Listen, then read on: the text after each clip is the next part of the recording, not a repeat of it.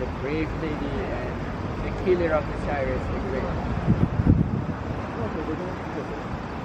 So this is Darya River, the longest river of Central Asia.